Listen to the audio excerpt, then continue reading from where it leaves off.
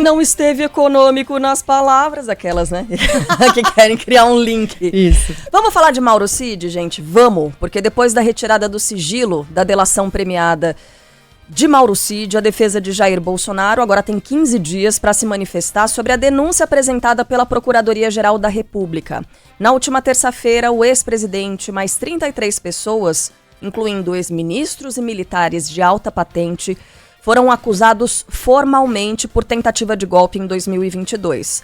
A expectativa agora é que, caso a denúncia seja aceita, o julgamento da ação ocorra até o fim do ano, provavelmente em meados de setembro, para não influenciar o calendário eleitoral de 2026. Mas ainda há dúvidas se a análise vai ser no plenário do STF, com a participação dos 11 ministros, ou na primeira turma, formada por Alexandre de Moraes, Carmen Lúcia, Cristiano Zanin, Flávio Dino e Luiz Fux. Bom, na delação premiada firmada com a Polícia Federal, Mauro Cid revelou, entre outros pontos, que Jair Bolsonaro ordenou o monitoramento de Alexandre de Moraes. A ideia era saber se o ministro do Supremo estava mantendo encontros secretos com o então vice-presidente Hamilton Mourão. A suspeita teria surgido após os dois cumprirem agendas ao mesmo tempo na cidade de São Paulo. Ainda de acordo com o ex-ajudante de ordens, Jair Bolsonaro se referia a Alexandre de Moraes com o codinome de professora. Mauro Cid revelou também que o ex-presidente discutiu com os comandantes das Forças Armadas detalhes da chamada minuta do golpe e estimulava as manifestações contrárias ao resultado das urnas e à ocupação em frente a quartéis do Exército, como ocorria em Brasília e em São Paulo. A ideia, de acordo com o tenente-coronel, seria provocar um cenário de caos social para justificar uma intervenção militar.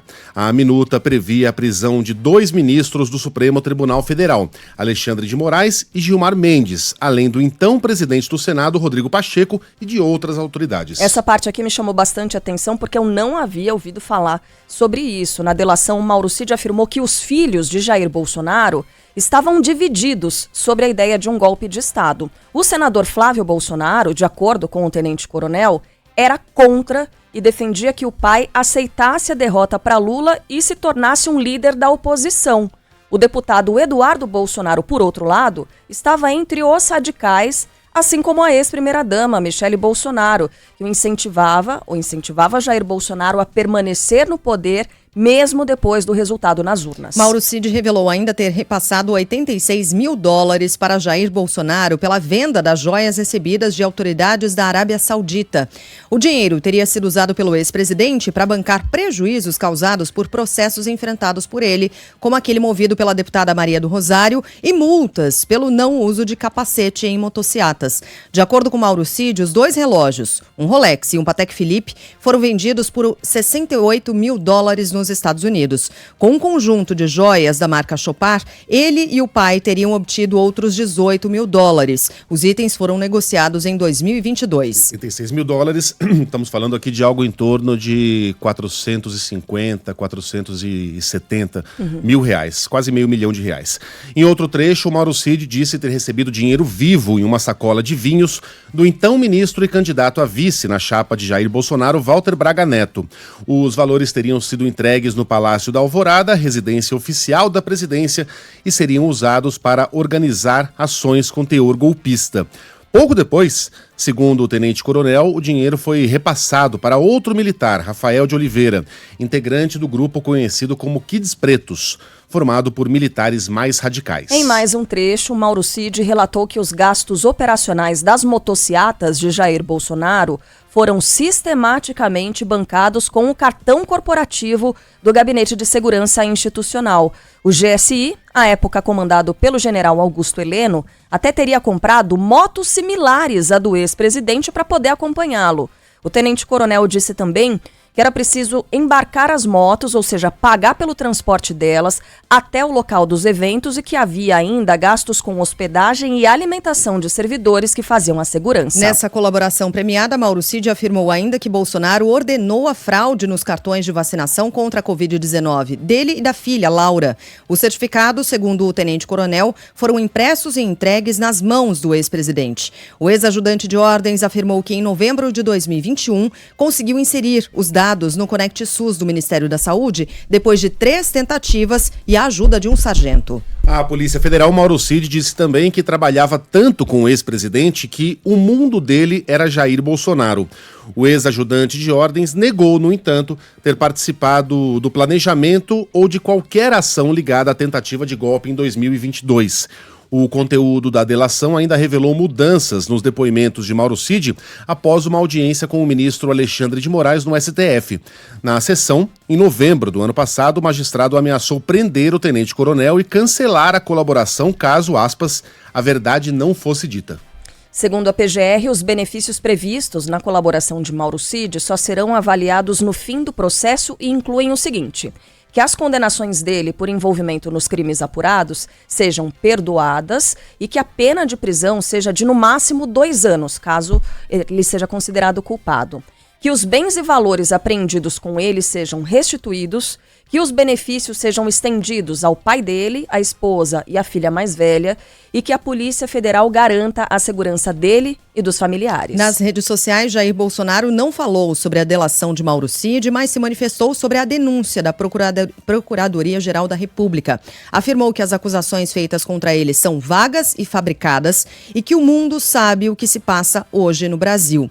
Em Brasília, o presidente Lula também falou sobre esse assunto. João Pedro Melo está conosco ao vivo, vai trazer um pouco mais das reações, repercussões sobre a divulgação dessa delação. JP, bom dia para você.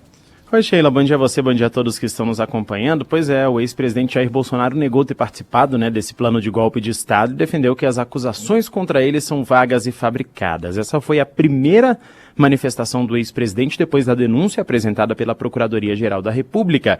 E ele disse que, abre aspas, todo regime autoritário precisa fabricar inimigos internos para justificar perseguições, censuras e prisões arbitrárias, fecha aspas. Ele disse que o mesmo acontece em países que vivem numa ditadura, como a Venezuela, Nicarágua e Cuba. O ex-mandatário conclui a publicação dizendo que seguirá fazendo a própria parte para que o mundo saiba o que se passa no Brasil. Ele é apontado como suposto alvo nesse plano golpista, suposto, na verdade, alvo de assassinato no plano golpista. O presidente Lula se manifestou ontem pela primeira vez sobre a denúncia da PGR, ele que seria assassinado, defendeu o direito à defesa dos acusados até que se prove o contrário. É uma decisão da Procuradoria-Geral da República. Ele indiciou as pessoas. Eu não vou comentar um processo que está na Justiça. A única coisa que eu posso dizer é que, nesse país, no tempo em que eu governo o Brasil, todas as pessoas têm direito à presunção de inocência. Se eles provarem que não tentaram dar golpe, e se eles provarem que não tentaram matar o presidente, o vice-presidente e o presidente do Superior Tribunal Eleitoral, eles ficarão livres e serão cidadãos que poderão transitar pelo Brasil inteiro. Ora, se na hora que o juiz for julgar, chegar à conclusão que eles são culpados, eles terão que pagar pelo erro que cometeram. Portanto, é apenas um indiciamento.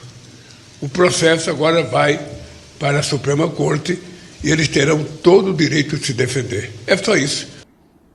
Bom, como disse o presidente Lula, os alvos eram ele, Geraldo Alckmin e o ministro Alexandre de Moraes do Supremo Tribunal Federal. A denúncia da Procuradoria-Geral da República também repercutiu no Congresso, viu? No plenário da Câmara, deputados governistas e oposicionistas protestaram contra e a favor da acusação, levando a sessão a ser interrompida. O líder da oposição na casa, o deputado Tenente Luciano Zucco, do PL, classificou a denúncia como inconstitucional e disse se tratar de uma perseguição. A gente vai ouvir um trechinho do Zucco agora. É nosso dever denunciar ao mundo o que está acontecendo no Brasil. Hoje, a perseguição é contra a direita conservadora. Amanhã, quem será o próximo? Esse autoritarismo, esta ditadura constitucional que se instala sob o disfarce da legalidade, precisa ser parada. Não permitiremos que o Brasil se torne refém de um aparato estatal totalitário, repressivo e opressor. Bom, por outro lado, o presidente do Senado, Davi Alcolumbre, defendeu o direito de ampla defesa do ex-presidente e dos outros 33 denunciados. Mas ao ser perguntado sobre o projeto de anistia de condenados pelos ataques de 8 de janeiro em Brasília, jogou a bola para o Supremo, disse que esse não é um assunto dos brasileiros. Isso não é um assunto que nós estamos debatendo. Quando a gente fala desse assunto todo instante, a gente está dando de novo a oportunidade de nós ficarmos na nossa sociedade dividindo um assunto que não é o assunto dos brasileiros. Bom, a pauta da anistia é uma das estratégias articuladas pela oposição para beneficiar o ex-presidente. O projeto, porém, está parado na Comissão de Constituição e Justiça da Câmara, não tem data para votação até o momento, mas caso essa proposta não reúna votos suficientes, uma outra alternativa é desidratar a lei da ficha limpa. E essa desidratação pode diminuir o prazo da inelegibilidade, que hoje é de 8 anos, pode chegar a 2 anos. A ideia vai beneficiar Bolsonaro, que está inelegível até 2030. Ele foi condenado por abuso de poder e uso indevido dos meios de comunicação lá nas eleições de 2022, quando se reuniu com embaixadores e também utilizou o evento do 7 de setembro, né, como uma espécie de palanque. Ainda como destaque das repercussões, a gente traz um último detalhe, que é a Câmara dos Deputados. Por quê?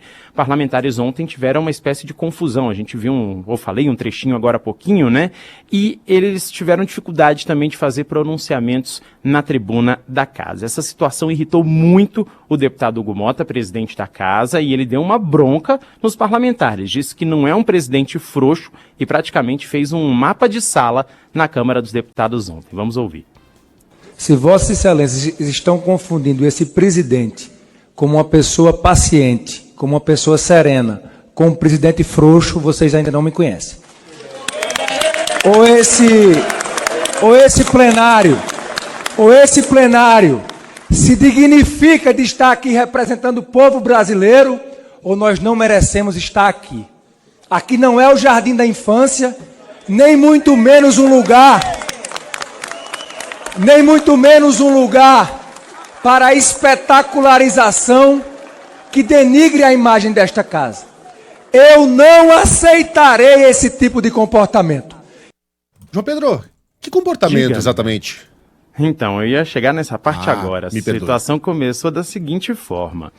Ontem, em determinado momento, o Hugo Mota estava presidindo a sessão, precisou sair. Colocou a terceira secretária, a deputada delegada Catarina, para presidir a mesa. Ele disse que tomou essa atitude exatamente para evitar que parlamentares do PL ou do PT presidissem a sessão exatamente diante do momento turbulento que era vivido ontem. Só que, enquanto essa parlamentar presidia, teve uma espécie de guerra de placas, né? A gente teve ali na tribuna uma série de parlamentares subindo a favor de Jair Bolsonaro e depois parlamentares do Partido dos Trabalhadores ocupando a tribuna também contra Jair Bolsonaro. E aí isso gerou uma espécie de guerra de narrativas ali. Nesse momento, nenhum parlamentar conseguia falar na casa. E aí Hugo Mota estava na presidência, que nesse momento ocupa o antigo lugar do comitê de imprensa, ou seja, bem ao lado do plenário da Câmara, percebeu o que estava acontecendo e voltou.